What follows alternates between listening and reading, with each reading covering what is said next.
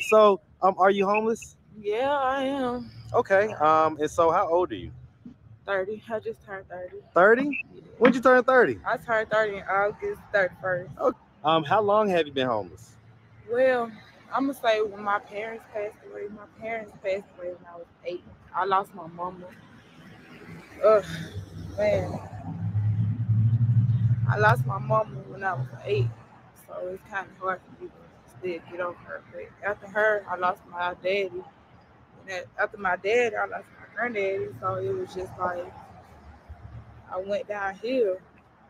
And I've How, been on the street since. how Like old were you when you lost your dad? I lost my dad when I was like 13. So 13. So you lost mom at 8, dad at 13. You know, definitely some mental health going on. Um, a lot of demise, as the one woman was saying, this is the real meaning. She's dealing with a lot of demise, and uh, it's unfortunate that ain't really too much help out. I don't know. She said she'd been on the streets forever. How long? Since she was 13 or some shit. So yeah, this one here is a curveball because there ain't really no parents to blame. They ain't here. You know what I mean? Yeah. It's a unique situation. Parents is dead, but here we are. This is what happens. This is why we preach so much on accountability, because if we have wills and trust in place, these kind of instances don't happen. We must take time and reflect what happens to the kids of the irresponsible parents who, you got to have Facebook fund me's to put both of them in the ground. What happens to the kids whenever grandma and them then passed away? Here we are, a young girl out on the streets. There's reasons why we harp the way we harp. There's reasons why we have sounded this alarm and are demanding, generations here and thereafter to be more accountable. Because this where this what happens to the children, and she in bad shape. And she ain't that young. She's 30 years old. You know what I mean? She's halfway part of our generation. Like you said, still part of the unfortunate thing that we ain't setting nothing up. There you go. Yes. And people get thrown to the wolves. I wonder, do she got like other family member out there, that want to help her? Some of them probably just ain't helping her. That's true. But you know what I mean? Like it's so many different scenarios though. Or like you said, she's 30. So we gotta take that. Has she just simply burnt all her bridges at this point? I'm sure people have been. Too, yeah, I was about to say that too. Or she could have burnt her bridges, or or she, or she, like she was in a homeless shelter or whatever. Because a homeless shelter they'll help you find living. They'll help you find a job, all that shit. You know what I'm saying? Yep. So maybe she abused that too. You know what I'm saying? We never know. When I was 17. Okay. It's just like, and that was mom's dad or dad's dad? Mom's dad. Mom's dad. Okay. All right. I mean, I still see that has an effect on you. Like it still draws out emotions. It do. Like I try to keep myself going. Like I try to keep myself being positive. I try to get a job and do right. But it's just like my family, they barely be there for me. So it's just like I really have my own back at the end of the day. So I try to make the best of it. There it is. We're gonna talk about it. So do you have any kids? No, I don't have no kids. No kids? Have you ever been married? No. No? Okay. All right, so let's just start from the beginning. So where are you from? I'm from Atlanta, currently from the east side. Kirkwood is all sick. All right, so growing up in Atlanta, did you have both your mom and your dad in the household? Not really, because they were separated, so it was just like I was at her house and I was at his house, so it was just like kind of back and forth. Back and forth. Okay. And then dealing with my granddad after my mom passed, I was staying with my granddad. So after my mom passed, so. Well, I mean, okay, so let's talk about that. I mean, it was hard because when I first found out when she was dead, I was in school, so it was just like, oh, man. Did you ever like talk to a therapist or anything about it? I never did it. I never did. Was one never made available to you? Like you never was? No. Maybe I time to take chance to get to that, but It was always I had mental health. You know, we was hitting on this months ago when we first started the channel, touching on these type of issues, and you know what I mean, about more Black people do need therapy. You know what I mean? And maybe if she would have had that therapy early on, she'd have had some more sense about her, make better decisions in life. You know what I mean? Because she ain't the only person to ever grow up without parents. So not to sound sensitive or anything, but she ain't the only person to ever do it. And people have, and they have overcame, and they became very successful people, right? So I think more of us. Some guy was on some panel I was watching. He said 98% of people, Black people, need some type of therapy. You know, just because we've been passing on this trauma for 500 years and never sat down and addressed it, man. And it comes out in different forms and fashions, like we see here.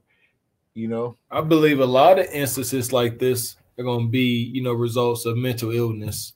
Like Gavin said, as many people experience, tragic losses, mother and father, but that doesn't deem you, homeless in Atlanta. That doesn't make that, inevitable that you're homeless or, a drugless, homeless druggie.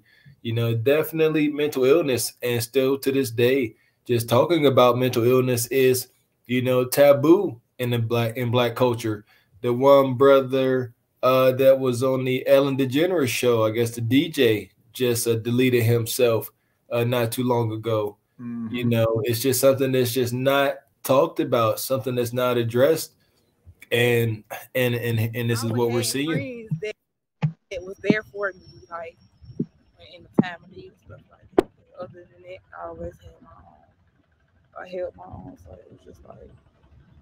What about like relationships? Like when's the last time you was in a relationship? The last relationship I was in, I was with this dude. I thought everything was good with me and him until I found out he started doing drugs like cocaine and alcohol. So I ain't gonna lie, I'm gonna speak the truth. Like he made me do it one time. He did. He made me do it. And talking about crack? No, cocaine. Okay, powder. Did she say he made him? She gonna say no, cocaine. Yeah, you didn't like that, huh? You like the way she said, "Don't put that crack rock on me, cocaine." What you think? Oh shit! Where you think that shit come from? No, I tell you what, I ain't sensing no pure Colombian. I'm sensing that stepped on crack rock on this one here. Yeah, that's. Oh yeah, because if it was pure, she'd be fucked up. No, yeah, she ain't on no cocaine. Cocaine is an expensive drug. You look at her mouth. Seriously, that's crack rock. Cocaine. I don't think cocaine fuck up your teeth. Correct me if I'm wrong. Yeah, freebase. She freebasing. There you go. She's smoking crack out of and car antennas. She said some man made her do it. What's your take on that? That's the case a lot of times. That's what I was about to hit on. Yeah. I mean, hold up. I tell you what, y'all, you homeless, we can't, come on. Or should you be dating if you homeless? Seriously, let's not go down this road. That's a slippery ass slope. You homeless. Last thing you need to be trying to do is look for a mate. I'm sorry. If it's a time, this ain't. Even if he homeless, even if they both homeless? What y'all gonna do? I guess be homeless together. Try to come up. Or smoke crack. Or start smoking crack. See what I'm saying? Just because that ain't going to come up together. Good luck. I know of one man, a good man. I like him. He cool dude. He said he met his wife in a crack house. He said, yeah. He said, I was smoking crack. She smoked crack. And he said, you know what? He said they got clean together. And now they got a little bit of land, got a little house, they work, and they making it smack. So I guess it's possible. But this same individual, it's different. Don't bank on that. Don't sit here and say, okay, I could start smoking crack and end up homeless and still find me a husband and get some land. Don't take my extraordinarily anecdotal story to head. Seriously. Don't use that anecdotal to say, oh, I'm going to start smoking crack and find me a husband. No. But so what would you go say? I was about to say, what would you gonna say here, Rob? You had a take on it. My whole thing is, how the fuck you gonna say it made you? How you that's like a chick saying, "Hey man, you gonna do this booger sugar with me, Nick? I'm gonna make you do it. You can't make me do anything." Okay. You know what I'm saying? Like, snort, Negro, snort. Like what the nah. A lot of women say that girl that do that though, bro. But yeah. No, I'm just saying though that's like her. You know, if I'm with a chick and she doing that, and then she turn around and say, "Hey, Beans, you gonna do this?" You go, nah, what the fuck? But yeah, that's what threw me though. She like, oh, he made me. No, he didn't make you do it. You had a choice. Yeah. You know what I'm saying? So don't sit there and say he made you. You know, like there you go. What's more defenseless than a homeless woman? Anyone can make you do anything. It's the worst position to ever be in. And Kevin used to touch on this. Yeah. You know, no accountability is that's what I was gonna hit on, because how did you get in a position to where you're around this man that quote unquote made you do something? So that's what I'm saying. You got to be accountable for the choices you made that landed you around this man. Here's my point. Y'all homeless, you know, so y'all laying or living wherever y'all living on a park bench, under a bridge, in a parking lot. Crack is only par for the course, I would have to think, and alcohol abuse. I definitely won't want to be in them circumstances sober. Tell you that much. So that's what I'm getting at. Like, this ain't no time to play victim. You homeless out here, like crack and booze, like buckle up. That's what's coming. I was just like, I never did no drug like this before. So it was like he was forcing me to do it. Like it was like he was like forced to do this, but I had no choice. I had a choice, but I was just like, I fucked up when I did it. So it was just like, and then the other thing with him was he was very abusive. He was a very abusive person. So it took me 2 years to actually get away from him. And going through 2 years and being abused, like literally, that shit was no joke. Like I literally got punched in my eye every day. Like it was always my way or his way or no way. It was just like I never. So never got you guys were together for 2 years? 2 years. And so how long has it been that y'all have been broken up? It's been a minute.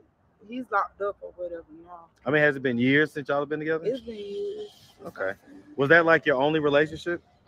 My other relationship, I was in another abusive relationship too, but I got out of it. So it was like I repeating the same cycle. But I learned my lesson from those two, so that's why I'm like, no, I'm not ready for no relationship, not right now, the way my life is. So it was just like, it's hard for me. So, I mean, as far as it goes, like, did anything happen to you as a child? So before she go down that rabbit hole, I'm gonna stop it. I know she about to say some shit. She keep talking about I was with this abusive man that led me to another abusive man. You are on the streets around the worst of men. These men ain't got no bread. They broke. They high on crack. They volatile. Of course they abusive. Shit. Y'all, like, come on, man. It's a bad circumstance. That's what I'm saying. Like, I said it. You are in no position to be dang you homeless. Like, you not understand what's out there. Ain't nothing but goblins and ghouls. Smoking crack is not gonna be good. She talking about she was with this dude for years and he punched her in her eye every day. That's what she said. And then that's why every day. That's why I was looking around her eyes, looking, because if you get punched in your eye every day, it's gonna you gonna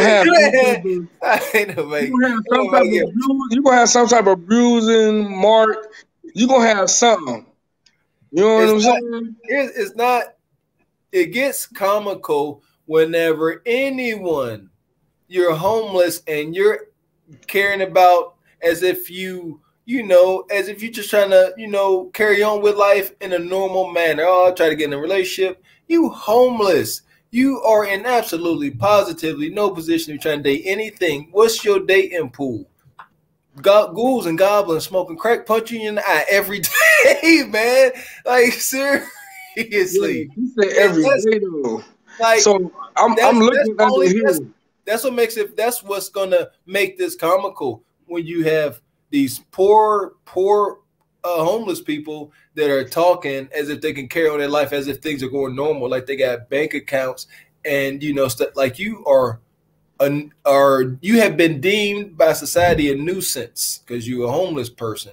You shouldn't be looking for a mate. He asking about marriage.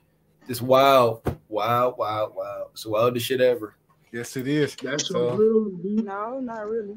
After my parents, like I said, after my mom died, I was still traumatized about that.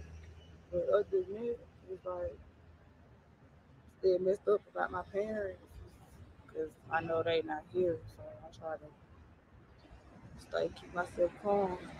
So I mean, when was the last time that we had like a stable roof over our head type deal? Well, a couple of months ago, I was staying with this man until I found out he had a wife. Didn't know. He had a wife? Yes. He okay, had a wife. So how long was you staying with him for? It was a couple of months. I said about 6 months. And it was at his house?